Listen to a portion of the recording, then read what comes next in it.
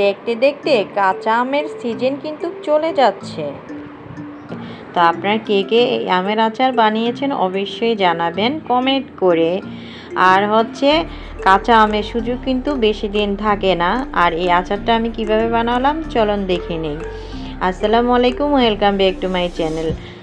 তো আমগুলো আমি এই তো চিকন চিকন করে কেটে নিয়েছি। নিয়ে এখানে আমি ভালোভাবে আমগুলো ধুয়ে তারপরে এখানে দিয়ে দিলাম চিনি। তো এই আমের আচারের মধ্যে দেখা যায় চিনির পরিমাণটা একটু বেশি দিতে হয়, তার কারণে আমি এখানে চিনি দিয়ে দিলাম। দিয়ে এখানে দিয়ে দিলাম ভিনেগার।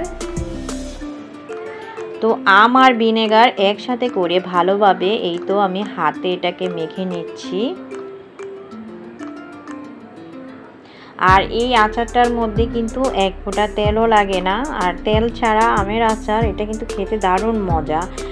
তো এই আচারের ভিডিওটা আসলে আমরা অনেক ভিডিও আমি ইউটিউবে দেখেছি। তো আমার আচারটা কিন্তু সেই ভিডিওর মতো হয় নাই। লাস্টের দিকে কিন্তু অবশ্যই সবাই দেখবেন। আমি কিন্তু চেষ্টা করেছিলাম যে যতগুলো ভিডিও দেখেছি তার মধ্যেই বানাতে, কিন্তু আমারটা হলো না কেন, এটাই হলো সবথেকে দুঃখের বিষয়। তো এখানে আমি ভিনেগার আর চিনি দিয়ে আধা ঘন্টার জন্য আমি আমগুলোকে রেস্টে রেখে দিয়েছি। তারপরে এই তো দেখতে পাচ্ছেন এখানে আম থেকে পানি উঠে গেছে। পানি ওঠার পরে এই তো আমি একটা চুলাতে হাঁড়ি বসিয়ে তার মধ্যে আমগুলো দিয়ে দিলাম। আর এখানে কোনো প্রকার অন্যভাবেই পানি দেওয়া যাবে না। তো আমি আমগুলো চুলাতে দিয়ে চুলার জালটা দিয়ে দিলাম। এখন দিয়ে দিলাম আমি এই তো লবণ।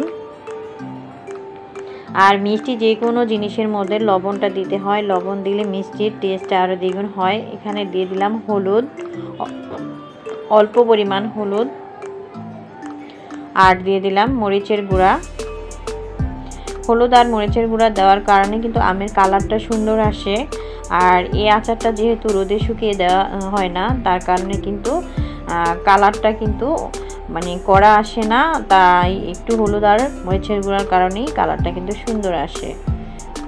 তো এখানে এই তো আমি সব গুঁড়ো মশলার গুলো নিয়ে নিয়েছি। এখানে পাঁচফোড়ন, জিরা গুঁড়া, ধনিয়া গুঁড়া, শুকনো মরিচের গুঁড়া সব কিছু একসাথে করে এই তো আমি এখানে দিয়ে দিলাম। তো আচারটা চুলার আঁচটা কমিয়ে আস্তে আস্তে কিন্তু আমি এটাকে নাড়ছিলাম।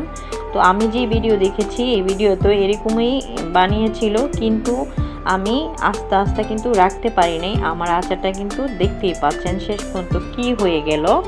তো যাই হোক, যাই হয়েছে কিন্তু খেতে দারুণ টেস্ট হয়েছে। একদম বানানোর সাথে সাথেই কিন্তু আমার আচার খেয়ে একদম শেষ হয়ে গেল। তো আচারের রেসিপিটা কেমন হয়েছে অবশ্যই জানাবেন। আজকের মধ্যে এখানে বিদায় নিচ্ছি। আল্লাহ হাফেজ।